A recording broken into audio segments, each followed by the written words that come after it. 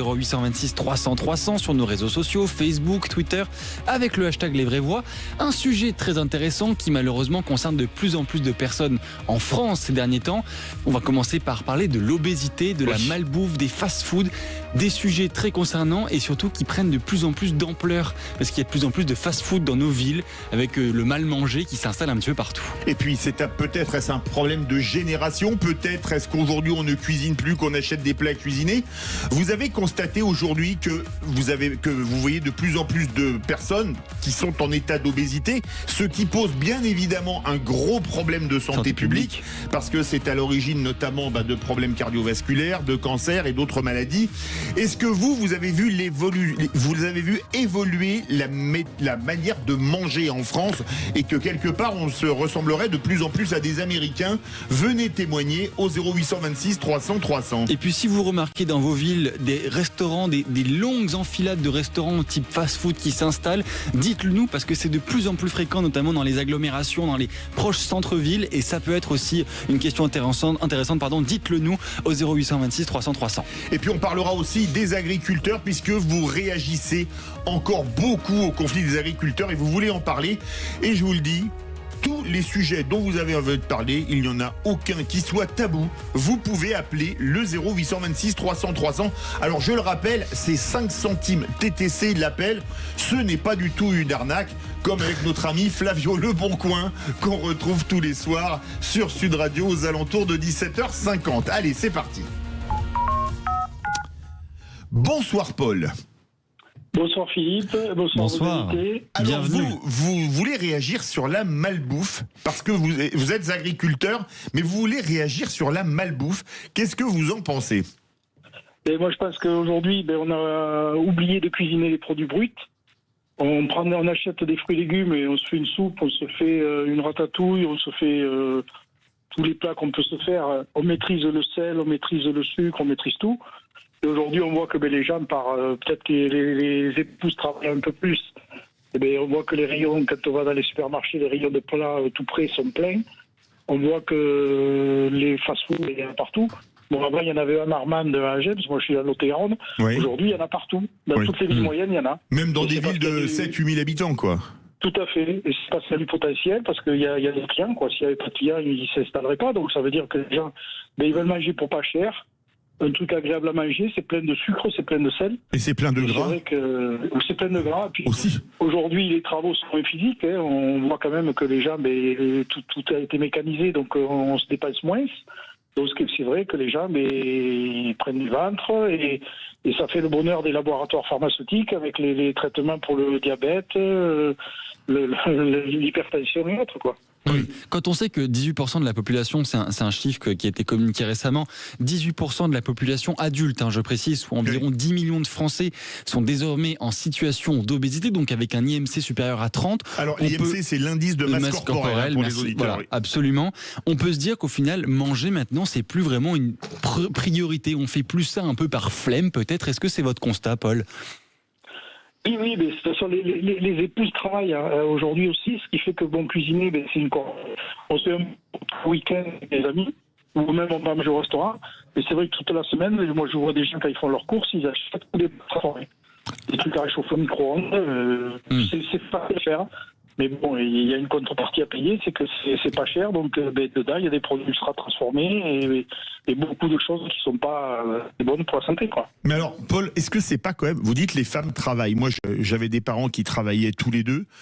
Et je dois dire que on n'avait pratiquement jamais de plat. Alors si parfois on avait un plat de poisson à la bordelaise ou alors du poisson pané avec des haricots verts ou autre chose.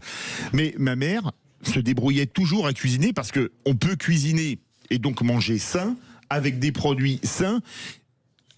On peut cuisiner très vite et faire un très bon plat. Et 2, par rapport aux produits transformés, c'est beaucoup plus intéressant d'un point de vue économique parce que quand on regarde le prix au kilo, je sais pas moi, des lasagnes qu'on achète en barquette ou des lasagnes quand on les fait soi-même, c'est deux salles, deux ambiances, non? Ça n'a rien à voir, Et en plus, il y a le plaisir aussi de mettre sur la table un plat qu'on a préparé soi-même, quoi.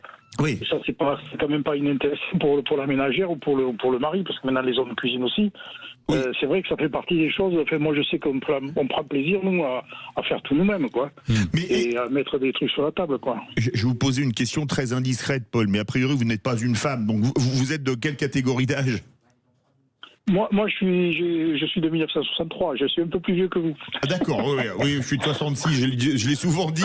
Ouais, bon, on est de la même génération. Est-ce que vous avez, vous, constaté un changement de comportement entre la génération de vos parents, votre génération, je ne sais pas si vous avez des enfants, la génération de vos enfants, et est-ce que les modes de consommation j'arrive pas à dire pour manger, de nutrition, d'alimentation ont beaucoup changé ou pas? Oui, parce qu'il faut que ça aille plus vite. C'est vrai. Le problème, il est là. Il y a moins de temps à passer en cuisine, moins de temps à passer à table. Donc, il faut que ça aille vite. C'est ce que disent beaucoup de jeunes, hein. Enfin, moi j'en fais partie, mais c'est vraiment ce qu'on retrouve le plus dans les témoignages. Pourquoi vous allez manger dans un fast-food? Pourquoi vous mangez un plat préparé? Parce que ça va vite, tout simplement. C'est pas cher. Alors c'est pas toujours vrai, mais c'est pas cher et ça va vite. Voilà, c'est les arguments qui ressortent le plus souvent. Mais est-ce que la question qui se pose pas également, Paul, outre le fait du temps, c'est que quelque part aussi, on se plaint souvent des problèmes de pouvoir d'achat? Mais je vais vous dire, vous allez, alors je parle même pas, bon, je vais pas citer d'enseigne, mais je connais une enseigne de fast-food qui est la préférée de Barack Obama. Vous voyez ce que je veux dire? Ça commence par un F et il y a un G après en 2 mots, où je trouve que c'est vraiment Five Guys, parce que Maxime me regarde, où c'est vraiment très cher pour du fast-food. Vous êtes bien informé sur les goûts de Barack Obama, Philippe? C'est ça qui me surprend. Il a toujours dit, depuis qu'il était candidat à la présidentielle, ou sénateur ou représentant de l'Illinois, que c'était sa chaîne de fast-food préférée, qui sont vraiment très chers. Est-ce que quelque part, on marche pas sur la tête parce que les gens se plaignent de problèmes de pouvoir d'achat et on constate, comme le disait justement François Louis, que ce type de consommation, alors, explose, alors que c'est finalement très très cher au kilo. Oui, c'est très cher au kilo. Puis quand vous prenez dans certaines enseignes, ça commence par un M mais ça finit par un D. Pardon, vous avez McDonald's, par exemple. Oui, d'accord, parce que j'avais entendu par un M et par un B. Alors non, c'était un D, pardon. Une boisson de 50 centilitres de soda. Au repas, c'est énorme. Moi, j'ai jamais vu ça, quoi. C'est sûr. J'ai jamais vu ça. Hein. C'est énorme, quoi. Et vous, alors, nous, on fait partie, on a 3 ans d'écart, de la génération qui a vu le fast-food arriver en France. Moi, je me souviens d'une chose. Le fast-food, c'est arrivé, j'étais encore au lycée, donc ça nous rajeunit vraiment pas. Et on se disait que c'est un petit côté transgressif, c'était l'American Way of Life, comme on aime bien les États-Unis, etc. Et puis on y allait, c'était dépaysant. Mais aujourd'hui, j'ai l'impression que ce mode de consommation a supplanté une partie de nos traditions culinaires. Vous êtes d'accord avec ça ou pas, Paul ? Et bien sûr, malheureusement, mais enfin, on voit que tout est lié, parce que bon, l'agriculture qui est en crise aussi, c'est parce que les produits transformés, sont en train de supplanter les produits bruts, quoi, parce que vous achetez les pommes de terre chez un agriculteur, les carottes, les poireaux, les machins, vous faites votre soupe de légumes, ça n'a rien à voir avec une brique de soupe, même s'il y en a qui sont pas mauvaises. Et tout est à l'avenant. Les poivrons, les tomates, les aubergines, les courgettes, vous découpez ça, vous faites cuire ça, vous faites une ratatouille maison, c'est délicieux. Oui. Mais les gens préfèrent acheter une boîte de conserve ou aller manger dans des fast-food, quoi. C'est pas. Et excusez-moi, et c'est en plus assez vite fait. Hein. Une ratatouille maison, ça prend pas 3 heures à faire, toi, en passant. Hein. Non. Vous restez avec nous, Paul. On va faire une pause. On va reprendre. Et puis, si vous avez justement envie de réagir, peut-être que vous consommez des fast-foods, peut-être que justement vous y êtes complètement opposé. Vous voyez des fast-foods se développer à grande vitesse dans vos villes, des enseignes de poulet frit, des enseignes de burgers, des kebabs. Dites-le nous au 0826 300 300. On prend vos appels, on prend vos témoignages. Et puis vous êtes, par exemple, professionnel de santé, bien vous sûr, constatez nutritionniste. des gros soucis, ou nutritionniste, de gros soucis de santé en raison de l'obésité causée par toute cette malbouffe, comme on le disait à l'époque de José Bové, et encore aujourd'hui. Venez réagir, c'est le 0826 300 300. Allez, à tout de suite. Sud Radio. Sud Radio. Parlons vrai. Parlons vrai. Sud Radio. Parlons vrai. Philippe David. Retour des vraies voix font parler la France, François-Louis Bourdon, et on parle d'obésité, de malbouffe, qui sont vraiment un mal on va dire, du siècle, même si on n'est qu'au début du siècle, parce que ça fait un peu ancêtre de dire ça, mais moi je me souviens que quand j'étais gamin, ma maman nous faisait ma grand-mère aussi, nous faisait de bons petits plats. Le fast-food, c'était vraiment une fois tous les 36 du mois. On n'avait jamais de soda à table, alors ça, hors de question. Et que finalement, il y avait beaucoup moins de problèmes d'obésité et donc de santé connexe. Eh ben, écoutez, moi j'ai la chance dans cette éducation où justement on me fait bien à manger, Philippe. Oui. Mais je suis tous les jours confronté au fast-food qu'on trouve partout dans les rues, partout des fast-food, des nouvelles tendances qui émergent sur les réseaux sociaux. Bref, ça n'aide pas forcément. Et on est avec Carla. Bonsoir Carla. Bonsoir Carla. Bonsoir, Vous avez- merci de m'accueillir à l'antenne. Avec grand grand plaisir. bonheur. Vous avez composé le 0826 300 300. Si je me trompe pas, vous avez une fille qui, je crois, Ado. est adolescente et justement qui serait en perte de repère sur son alimentation. Alors, dites-nous tout. Et oui, elle est en perte de repère. Elle passe d'une période où elle fait un régime strict. Elle fait très attention et ensuite elle craque pour les fast-food, pour l'alimentation pas très équilibrée. Oui. Et c'est vrai que les packaging en particulier, très très alléchants pour les jeunes qui sont très colorés, très gourmands. Alors- ça suscite beaucoup l'achat. Alors C'est clair. justement, c'est plus au niveau des, comme vous dites, des plats préparés qu'elle va tenter ou plus vers des fast-food de type grandes enseignes comme on peut tous connaître?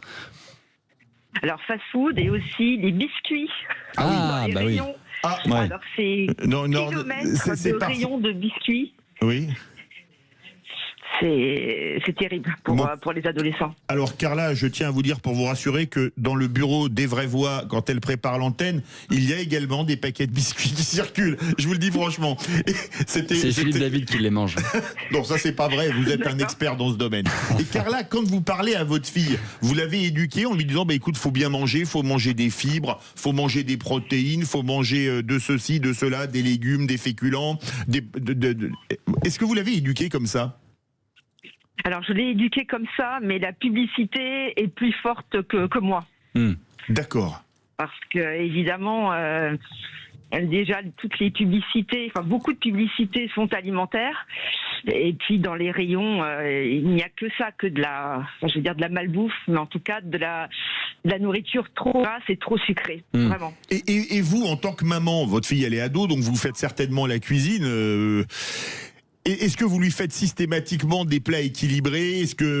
Parce que c'est quand même important de bien manger à la maison. Alors c'est vrai que je lui prépare des plats équilibrés, mais il y a toujours le craquage Oui.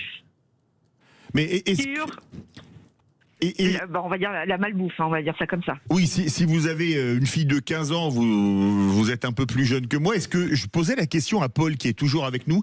Est-ce que vous avez vu le changement de consommation de nutrition selon les générations? Est-ce que vos parents faisaient la même chose que vous, que votre fille, etc. Carla? Oui, excusez-moi.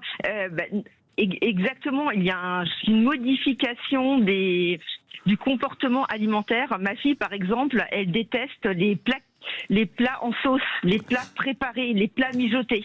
Ah oui, elle aime pas les plats en sauce. Elle n'aime pas les plats en sauce, les plats mijotés.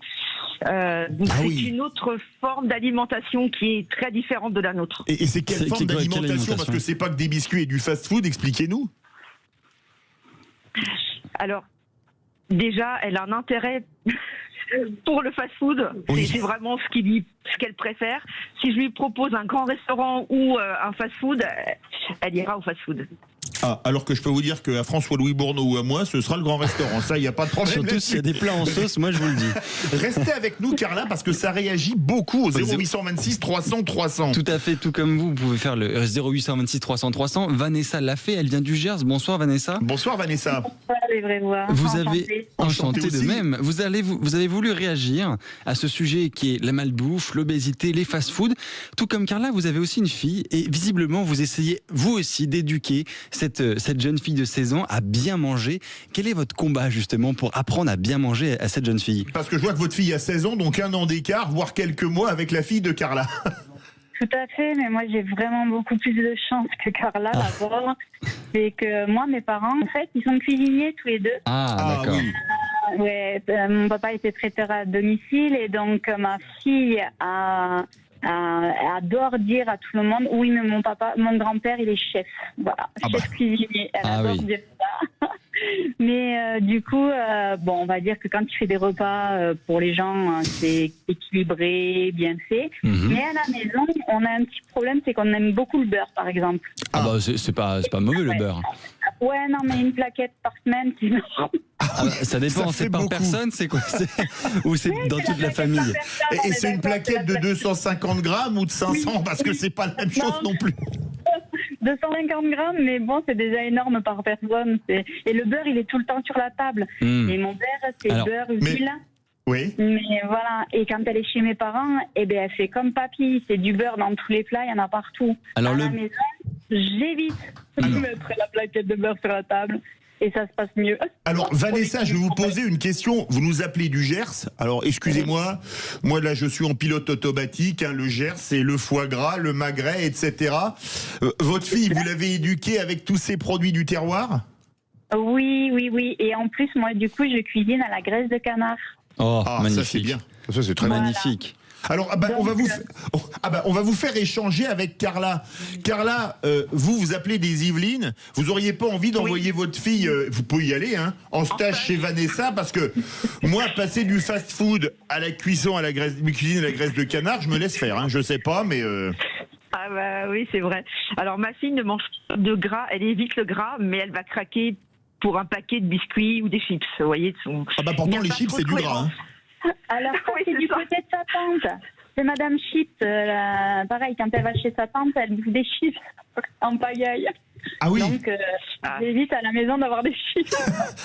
Est-ce que ça, c'est pas quand même une méthode que les parents doivent prendre? Éviter d'avoir tous les produits de malbouffe dans les placards de la cuisine ou d'ailleurs, pour éviter que, par un petit coup, un petit malentendu, on aille consommer de la malbouffe, quoi qu'on ait à la maison. Si on l'achète pas, le problème est réglé. Voilà. Je suis d'accord, oui. Non, oui. Oui, moi je pense que c'est une bonne stratégie, parce que finalement, nous, parents, nous sommes aussi complices de leur comportement alimentaire. Ah mais c'est clair, c'est clair. Et donc, une chose importante, c'est vrai que vous qui êtes des Yvelines, Carla, vous entendez Vanessa du Gers, c'est ce que vous dites que quelque part, dans les régions du terroir, parce que les Yvelines c'est magnifique, mais dans les régions où il y a un grand terroir, comme par exemple le sud-ouest, on va être un peu chauvin, mais tant pis, il y a quand même un avantage pour que les gens se nourrissent mieux. Vous êtes d'accord ou pas? Par rapport au cadre de mégapole urbaine comme l'Île-de-France, non? Oui, bien sûr. C'est vrai qu'en province, il y a plus de facilité d'avoir des aliments authentiques, je dirais. Plus qu'en Île-de-France. Et Vanessa, vous faites vos courses à la ferme, vous faites vos courses au supermarché, vous faites vos courses comment? Alors j'ai une chance terrible, c'est que j'ai une amie parce que j'ai été corésienne, et j'ai une amie qui est élève du veau sous la mer. La belle en plus, du cochon, de l'agneau, des poules, des lapins. Et quand je vais chez elle et que je lui donne des coups de main, je suis récompensée avec tous ces bons produits de la ferme. Magnifique. Les œufs de la ferme, tout de la ferme. Vous pouvez ajouter 2 couverts pour François Louis. Moi, on embarque Aude du Standard, on embarque Maxime et Antonin. Prévoyez une belle petite équipe quand même. Parce que là, moi, entre le veau sous la mer, etc., je commence à avoir l'estomac qui gargouille. Avec du beurre. Avec du beurre. Et je vous confirme que mon papa, qui est donc cuisinier, a dit il y a longtemps que je n'avais pas mangé du veau. C'est fou ça. Voilà. Après, on a des fast-food ici aussi, mais c'est vrai que ma fille, elle est pas. Si on passe à un endroit, je lui dis qu'est-ce qu'on fait? On s'arrête à McDo? Ah non. Quand je l'amène à son papa, des fois on s'arrête à Bergerac. Et à Bergerac, il y a le fast-food. Bien sûr. Voilà. Et à quelques un kilomètre plus loin, on a un Jardiland où il y a un restaurant à l'intérieur. Eh bien non, elle va vouloir manger au restaurant. Elle va choisir le restaurant, mais pas le... Et même si elle mange un burger. Ah oui. Mais elle veut le burger du restaurant. Ah oui. C'est quand même très bien. C'est très bien. C'est globalement très positif en termes d'éducation alimentaire. On va vous donner les téléphones là pour le stage de la fille de Carla chez Vanessa là. Toutes les deux à profiter du bon terroir. Voilà, absolument. Merci à vous en Merci à tout cas. toutes les deux. Ça réagit beaucoup, François-Louis. Absolument, Philippe. On va continuer à vous faire réagir au 0826 300 300. On va avoir Alexandre de Tarbes qui va être avec nous, qui veut réagir. Alexandra, pardon, de Tarbes qui va réagir sur la multiplication des fast-food dans sa ville. On voit ça juste après la pub. Sud Radio. Sud Radio, parlons vrai. Parlons vrai. Sud Radio. Parlons vrai. Sur la malbouffe, l'obésité, c'est un sujet. Ça se voit que Sud Radio est la radio des territoires, et je vais dire même des terroirs, parce que c'est un sujet qui fait beaucoup réagir François-Louis Bourdeau. Tout à fait. Vous êtes très nombreux à vouloir nous partager vos expériences, même vos histoires par rapport à cette malbouffe qui malheureusement nous entoure de plus en plus. Et justement, dans certaines villes, on est contraint à retrouver des rues entières avec des fast-food, de poulet, de burgers, de viande, bref. On a Alexandra de Tarbes qui est avec nous. Bonsoir Alexandra. Bonsoir Alexandra. Bonsoir Philippe, bonsoir François-Louis. Bonsoir. Alors, voilà Tarbes. une ville que j'aime et un département qui m'est cher, les Hautes-Pyrénées, parce que j'ai quelques origines de la Vallée-Toye. Et si on se met à parler de la cuisine des Hautes-Pyrénées, là j'ai des billes, mon cher François-Louis. Là, je veux bien vous croire, mais on parle des fast-food, Philippe. Absolument. Tarbes, c'est quoi? C'est 80 000 habitants si on compte l'agglomération à peu près. Oui. Donc forcément, il doit y avoir du fast-food. Vous dites, vous voulez revenir cette multiplication des enseignes de fast-food. Dites-nous tout, Alexandra. Oui, alors voilà, comme par exemple chez nous, donc à Tarbes, rien que dans la ville de Tarbes, je crois qu'on a à peu près 5 enseignes qui se sont implantées sur une année. Wow. Ah oui. Sans compter les kebabs, les pizzerias, honnêtement, à chaque coin de rue, vous en avez au moins 2 minimum. C'est fou ça. C'est énorme. Alors, ils sont implantés, alors vous dites surtout en périphérie, c'est ça, du côté des centres commerciaux, vers Ibos, vers Orlex, ou plutôt en centre-ville? Voilà, donc on en a à Bordère-sur-Échelle. Oui, je vois où c'est, Bordère, oui. Oui. Sur Ibos, donc autour du stade Trélu. C'est ça. Centre-ville, c'est tout ce qui est kebab, pizzeria, on en a énormément. La place de Verdun, il n'y a que ça. Oui, alors la place de Verdun, pour les noms, ceux qui ne connaissent pas Tarbes, c'est la place en plein centre-ville, pas très loin d'un superbe marché qui s'appelle Marché Broban, c'est bien ça. Voilà. Message subliminal, aller au marché plutôt qu'aller dans les fast-food. C'est un très beau marché, on y avait même fait une émission, je vous le rappelle, un soir où Cécile de Ménibus était marraine des fêtes de Tarbes, et on avait fait une émission, on avait fait les vrais voix, on avait fait une émission sur le rugby avec des légendes du rugby aux Pyrénéens. On avait eu Armari, Dintran, Garouet et Gachassin, vous voyez un peu? Là, c'était du très lourd. Hein. Et dites-nous, Alexandra, vous dénoncez justement ces enseignes, mais est-ce que vous y allez dans ces enseignes de temps en temps? Alors, je ne vais pas vous le cacher, hein, oui, évidemment, j'ai des enfants, j'ai une adolescente qui a 18 ans, un de 15 ans, un de 10 et un de 2 ans. Ah oui. Voilà, et honnêtement, voilà, donc on est tous les deux, on travaille tous les deux, donc c'est vrai qu'on n'a pas des horaires. Moi, j'ai des horaires faciles parce que je suis dans l'éducation nationale, mais monsieur un peu moins. Oui. Donc, quand on a les enfants à gérer et qu'on se dit, ben, c'est la facilité, hein. C'est sûr. Et voilà, mais après, oui, c'est sûr que les ados, des fois, il faut faire la guerre en disant, ben non, tu n'y vas pas, tu manges à la maison avant de sortir ou des choses comme ça. Alors, on a Christine qui nous appelle de Montauban, je crois, qui est en ligne. Restez avec nous, Alexandra. Bonsoir, Christine. Oui, bonsoir. Bonsoir. Philippe et bonsoir, François-Louis. Bienvenue. Et vous nous avez appelé, vous nous dites, tout passe par l'éducation. Qu'est-ce que vous voulez répondre? Parce que quand les fast-food envahissent les villes et les périphéries des villes, comme le dit Alexandra, c'est compliqué. Vous avez le même phénomène à Tarbes?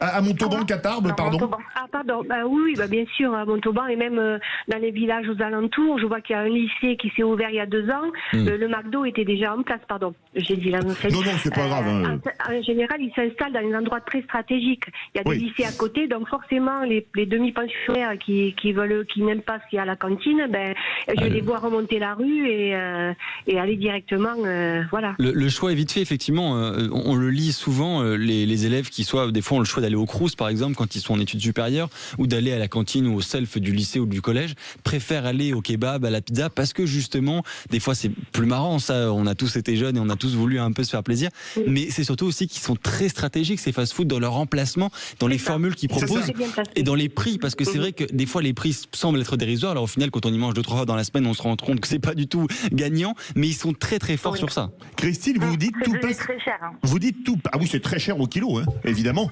Vous dites, Christine, que tout passe par l'éducation. Alors, Alexandra a 4 enfants, de 18 ans à 2 ans. Est-ce que je vous pose une question indiscrète, vous n'êtes pas obligé de répondre. Est-ce que vous avez des enfants?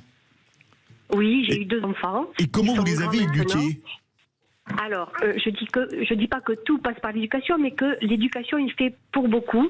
Il faut donner du sens. Alors, c'est pas facile. Hein. Des fois, il faut négocier, il faut se battre, il faut trouver des compromis. Moi, j'ai eu des enfants quand on a commencé à être envahi et quand le téléphone est arrivé, etc. Donc, il a fallu expliquer de pourquoi non et pourquoi on n'y va pas. Donc, on a trouvé des systèmes de. Je fais des hamburgers maison. Ah oui, c'est bien. Donc, c'était pas... voilà. Mais bon, ça faisait patienter. Alors après, c'était une fois pour un événement, on avait droit. Mais c'était vraiment ça restait de l'ordre exceptionnel. Et c'est surtout que ce que je voulais dire, c'est que c'est vrai qu'on a pris l'habitude de tout va plus vite. Et moi, je vois à l'époque où les enfants étaient petits, je partais à 7h le matin de chez moi, j'arrivais à 18h, et on arrivait quand même le soir à manger. Moi, je faisais les courses et je préparais tous les repas. J'essayais de trouver du vite fait mais bon, avec des produits frais.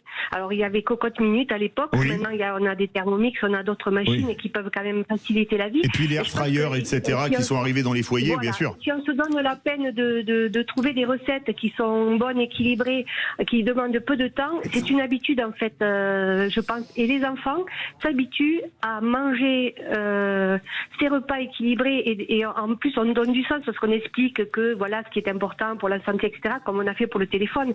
Ça a été difficile de se battre contre ça puisque les autres aussi, enfin, chez tout le monde il y a du téléphone, mais ils ont eu des téléphones aussi. Mais je veux dire, je comprends qu'aujourd'hui c'est très compliqué d'être parent avec des ados, mais je pense que donner du sens et faire l'effort de soi-même de préparer à manger. Je vois mon fils aujourd'hui, donc ils travaillent tous les deux bien sûr. Et son épouse a des horaires et elle arrive encore plus tard que lui. C'est lui à rentrer à la maison. Il fait des repas des fois c'est le dimanche. Ils font des repas pour plusieurs jours.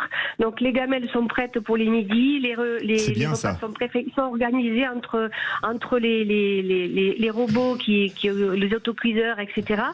Ils essayent de s'organiser pour que le soir ce soit le plus confortable possible pour manger. Donc ça c'est très bien. Restez avec nous Christine parce que ça fait énormément réagir au 0826 300 300. C'est un sujet qui vous plaît visiblement et continuez justement de réagir. On a Jean-Marc qui nous a contacté au 0826 300 300. Bonsoir Jean-Marc. Bonsoir Jean-Marc. Bonsoir Philippe et bonsoir François-Louis, c'est ça je crois. C'est ça, oui, c'est ça, tout à fait. Vous êtes de Tarbes, vous aussi comme Alexandra. Comme Alexandra, et vous voulez réagir. Et vous souhaitez justement réagir à ce que disait Alexandra sur la multiplication des fast-food dans cette ville. Mais en fait, comme je disais tout à l'heure, c'est horrible. En France, on a, comme vous avez vu ces derniers temps avec les agriculteurs qui disent qu'on a la meilleure bouffe au monde. C'est vrai. Et on a le pays au monde, on a le plus de restauration rapide, et notamment en Tarbes, les Hautes-Pyrénées, pardon, on a le record de France, je crois. Ah oui. Et il semblerait. Et alors en fait, tout ça pour vous dire, parce que j'ai une fille, comme moi, comme l'auditrice qui parlait là, et j'ai une fille qui a 21 ans, et maintenant, et qui petite, elle a été habituée à manger que des légumes et du bonne viande de partout, voilà, comme il fallait. Allez, on va faire un peu de pub pour les produits des Hautes-Pyrénées. Allez, l'agneau Barège Gavarnie, la vache Gasconne des Pyrénées. Il y a même la lourdaise, même si c'est un bovin à lait. Et le bon canard et tout qui va bien. Absolument. Et puis une spécialité qui est pas régime, le pasté, pour ceux qui connaissent dans les Hautes-Pyrénées, ça mérite d'être mangé quand même. Et vous oubliez peut-être un truc, le porc noir. Absolument, évidemment, le porc noir de Bigorre, ça allait de soi. Et alors, en fait, quand elle était petite, alors du coup, elle a été habituée à manger comme ça. Les rares fois qu'on avait essayé de lui acheter des petits pots à 2-3 reprises pour essayer de se dépanner ponctuellement, quoi. Oui. Elle ne les a pas mangés, ils n'étaient pas bons pour elle. C'est génial. Quand elle est arrivée au primaire, elle les mangeait à la cantine. Il y en avait une autre fille comme elle. Quand c'était pas bon, elle leur disait au personnel, là c'est pas bon. Et il y en avait deux, voilà. Et quand après en grandissant, il fallait parler du McDo avec les gamins. Oui. Et alors la maman faisait des lotos, elle avait gagné un jour au repas McDo, on a été lui chercher. Et elle lui a amené, tiens, voilà, au lieu d'avoir J'y allais au McDo, je t'ai été le chercher, je l'ai gagné, voilà.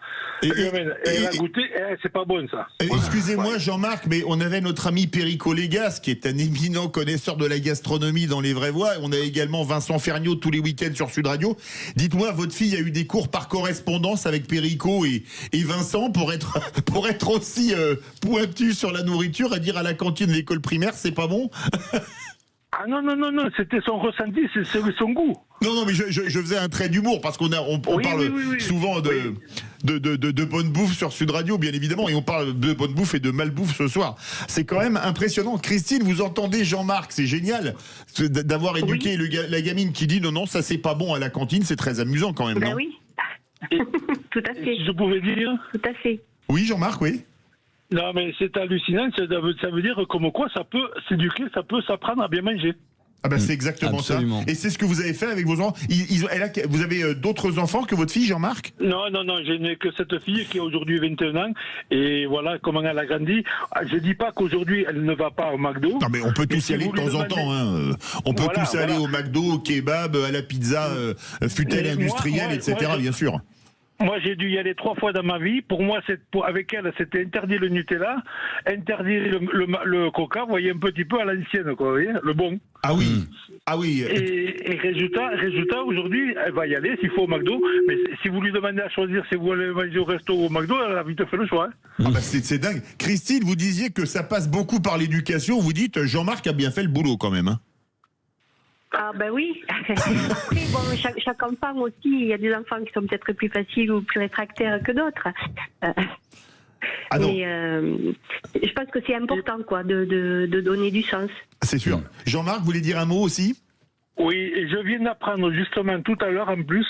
Alors je ne sais pas si c'est vrai, alors je me suis posé la question, ça me paraît bizarre, pourtant ça avait l'air d'être une bonne source, comme par exemple justement qu'il y aurait des personnes qui font des pizzas là, ou avec vouloir faire des hamburgers avec du steak haché du boucher qui est le voisin. Oui, mais c'est très bien ça, c'est ce que disait Alexandra, je crois que c'est Alexandra ou Christine qui disait ça. Christine. Eh bien, il semblerait que c'est interdit, il ne puisse pas le prendre au boucher, il est obligé d'aller le prendre dans des structures industrielles, voilà. Ah oui, alors ça je sais pas, mais par contre c'est vrai que pour faire plaisir aux enfants, moi je l'avoue, je le faisais pour les miens. On faisait les hamburgers à la maison, comme ça ils avaient, vous voyez ce que je veux dire, quelle enseigne à la maison, mais on leur mettait que des bons produits devant, c'est-à-dire pas du steak haché avec 15% de collagène ou 20% de collagène, mais avec 5% de matière grasse. On leur mettait une sauce qui n'était pas bourrée de sucre, et c'était bon d'ailleurs, faut le dire. Hein. Ils vous ont fait ça vos parents, François-Louis? Ah mais votre micro est pas ouvert, oui. Eh ben, moi j'ai été éduqué dans le bien manger, donc forcément j'avais le droit au burger maison. Moi j'ai pas eu le droit au McDo jusqu'à, je pense jusqu'avant le collège. J'avais pas été au McDo ni dans les fast-food. Donc moi j'ai été éduqué dans la bonne alimentation et ça rejoint ce que disent tous nos auditeurs. Christine, si on met une chanson qui va faire plaisir à Jean-Marc et à Alexandra qui nous a quittés, parce que là ce soir je peux pas m'empêcher avec 2 auditeurs de Tarbes, vous permettez? Allez, c'est parti. Je vous en prie, bien sûr. C'est parti.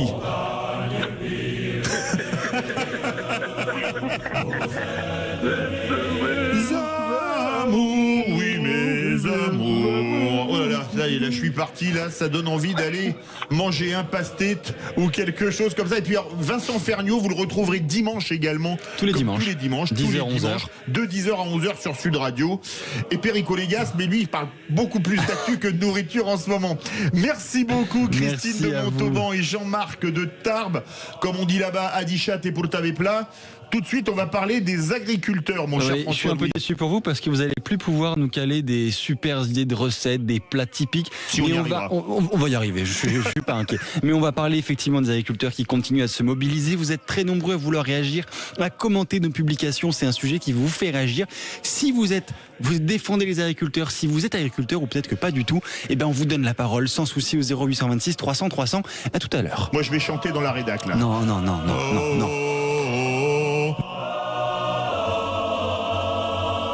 Sud Radio. Sud Radio. Parlons vrai. Parlons vrai. Sud Radio. Parlons vrai. Les vraies voix Sud Radio, 17h-20h, Philippe David. Les vraies voix font parler la France. François-Louis Bourneau, on a beaucoup parlé de nutrition, de malbouffe, ça a beaucoup appelé. C'est un sujet qui est prégnant aux yeux des Français. Et maintenant, on va parler d'agriculture, un autre sujet prégnant. C'est un sujet qui vous fait énormément réagir. Et justement, on a Édouard de Carcassonne, dans l'Aude, qui a voulu réagir. Il nous a écrit un message pour témoigner justement sur la situation. Je vous fais un petit rappel, hein, les agriculteurs continuent de se mobiliser. Ils étaient hier à Toulouse. Aujourd'hui, ils sont très présents en Aquitaine. Bonsoir, Édouard. Bonsoir, Édouard. Bonsoir, cher Philippe David. Alors vous êtes agriculteur à titre secondaire, je le précise, notamment dans le domaine céréalier, dans la viticulture, mais vous êtes aussi conseiller municipal de Carcassonne. Pour vous, l'agriculture, on est en train de la liquider, c'est ce que vous nous dites? Oui, actuellement, notre agriculture française est en train d'être liquidée comme il y a une quarantaine d'années, nous avons liquidé l'industrie. Oui. Nous le voyons quotidiennement à travers toutes ces réglementations, que ce soit nationales ou européennes, qui pleuvent sur le dos des agriculteurs et qui sont en train de disparaître sous la paperasserie et perdre toute compétitivité. Alors vous êtes agriculteur, vous faites de la céréale, de la viticulture, même combat dans les deux cas de figure, vous êtes surchargé de normes, de tableaux Excel à remplir et patin couffin? Oui, très honnêtement, je crois que le combat de l'agriculture, ce n'est pas le combat d'un côté de la viticulture, de la céréale ou de l'élevage ou du maraîchage. C'est un seul combat qui doit être mené. Aujourd'hui, il faut que les agriculteurs français se rassemblent tous pour se faire entendre, pour faire comprendre au pouvoir public et notamment au gouvernement actuel de la nécessité de relancer notre agriculture, d'alléger les normes et de laisser les agriculteurs français travailler. Alors, je voudrais vous poser une question. Je ne sais pas si vous avez écouté Les Vraies Voix ce soir. Moi, j'ai fait mon coup de gueule ce soir sur la pénurie d'œufs. Et quand on voit toutes les réglementations et les contraintes qu'il faut pour ouvrir aujourd'hui un poulailler, c'est complètement dingue. Est-ce que le b.a.-ba, alors vous avez parlé des contraintes, quelles sont pour vous les contraintes les plus importantes à faire sauter ? Alors aujourd'hui, une des normes les plus lourdes porte sur tout ce qui concerne, on va dire, l'environnement. Oui. Il y a d'un côté tout ce qui est lié à l'utilisation des produits phytosanitaires. Oui. On a beaucoup parlé lors de la loi Duplon avec notamment les néonicotinoïdes et l'acétamipride pour les noisettes, par exemple. Par exemple, mais prochainement, il y a le débat sur la réduction des matières actives concernant le cuivre, qui va mettre en difficulté le secteur viticole, mais le maraîchage, puisque c'est un produit qui est largement utilisé. Oui. Ne parlons pas des agriculteurs et viticulteurs bio qui, eux, on ne sait pas comment vont-ils pouvoir traiter leur culture. Alors, c'est bien joli de supprimer, de prendre des décisions technocratiques sans calcul, sans solution alternative. Et aujourd'hui, le problème, il est là. Alors, la question, je vous prends un exemple. Vous êtes viticulteur, vous êtes à Carcassonne, vous faites quoi? Du minervois, du cabardès? Je pense vous connaissez le cabardès, ça me fait plaisir. Bien sûr, on le connaît tout de toute façon. Il connaît tout, c'est pas la peine, il connaît tout. Vous faites du cabardès, donc? Et viennent de pays d'Oc, et viennent de pays de la cité de Carcassonne, puisqu'étant sur Carcassonne. D'accord. Et vous utilisez par exemple ces produits à base de cuivre qu'on veut vous interdire, c'est ça? Tout à fait. Alors, on ne va pas nous interdire la totalité, mais comme d'habitude, c'est insidieux. C'est-à-dire ça démarre par une étude d'une agence quelconque ou d'une association environnementale agréée, pointant les effets négatifs du cuivre. Oui. Donc ça y est, c'est fait. Maintenant, on réduit les doses. Ça fait en 5 ans, on nous a sérieusement diminué les doses, pas loin de 30%, et ça va continuer. Et maintenant, troisième étape, on nous réduit les matières actives. Ce qui fait qu'automatiquement, nous nous retrouvons avec moins de capacités, moins de possibilités. Alors, évidemment, les pouvoirs publics disent « on ne vous l'interdit pas, vous pouvez en utiliser », mais de manière inefficace. Et à côté de ça, vous avez la concurrence européenne qui, elle, continue à avoir des mesures totalement différentes des autres. Exemple, je prends un exemple. On ne va pas parler du vin argentin ou chilien. Enfin, le Chili d'ailleurs n'est pas dans le Mercosur. Du vin argentin, par exemple, c'est un gros producteur de vin. Mais par exemple, vous, l'Espagne, à 100 km de Carcassonne, 150 km, les viticulteurs de l'autre côté de la frontière, ils n'ont pas les mêmes contraintes? Il y a des différences majeures. Déjà, par exemple, si on parle de la question de l'irrigation, qui est un sujet majeur pour la viticulture dans les années à venir, oui. On n'a pas les mêmes réglementations. En Espagne, les fourrages sont autorisés en veux-tu, en voilà, si je puis dire. Oui. Alors que nous, il y a une stratégie, il y a des contrôles, il y a de la réglementation. On n'irrigue pas à la volée comme comme les gens s'imaginent un peu n'importe comment, pas du tout. Déjà, irriguer, ça a un coût. Oui. En matière d'investissement et en matière de fonctionnement. Et ensuite, c'est un coût environnemental, puisque je pense que les agriculteurs ont parfaitement conscience que l'eau est un bien commun. Oui, bien sûr. Bien sûr. Et vous, quand vous voyez ce qui se passe, par exemple, les viticulteurs espagnols peuvent utiliser des produits que vous n'avez pas le droit d'utiliser, etc., etc. Est-ce que vous n'avez pas... Le problème, en fait, il est franco-français, parce qu'il y a des normes européennes. On n'est pas obligé de vouloir, produire plus vert que vert, comme on lave plus blanc que blanc pour certaines marques de lessive. C'est pas là le principal problème ? Essentiellement, bien sûr, il y a ce tropisme français de vouloir toujours laver plus blanc que blanc pour dire nous sommes souverains, alors qu'il faut être clair, nous ne le sommes plus. C'est Bruxelles qui décide de tout. Oui, mais en fait c'est Bruxelles qui met le plus petit multiple commun en termes de normes, mais nous on en remet des louches et des louches et des louches à nos agriculteurs, c'est bien ça le problème. Vous le disiez vous-même, les viticulteurs espagnols n'ont pas les contraintes que vous avez. Je pense que c'est la même chose pour les Italiens ou les Portugais, je prends les principaux pays viticoles en Europe évidemment. Hein. Tout à fait, c'est exactement le problème. Et aujourd'hui, vous êtes allé voir vos élus, etc., pour leur dire, écoutez, là, il faudrait dire au ministère de l'Agriculture qu'il faudrait qu'ils mettent un peu la pédale douce, parce que nous, on est plus compétitifs par rapport, on parle même pas des pays du bout du monde, mais des pays européens. Ah ben, tout à fait. Nous avons notre député Christophe Barthès, qui s'est lourdement engagé au Parlement et qui a interpellé à plusieurs reprises Madame Genevard pour l'alerter sur la situation. Seule réponse à Madame Genevard, vous n'avez qu'à voter le budget. Bon, ce qui ne va pas faire avancer le sujet de la viticulture, soit dit en passant. Exactement. Alors que ça fait des mois et des mois que le secteur viticole est en grave crise, les prix sont en train de s'effondrer, des exploitations font faillite, des caves coopératives, ce qui est quasiment jamais vu dans notre région, déposent le bilan, et nous attendons depuis des mois et des mois l'arrachage. Ah oui, effectivement.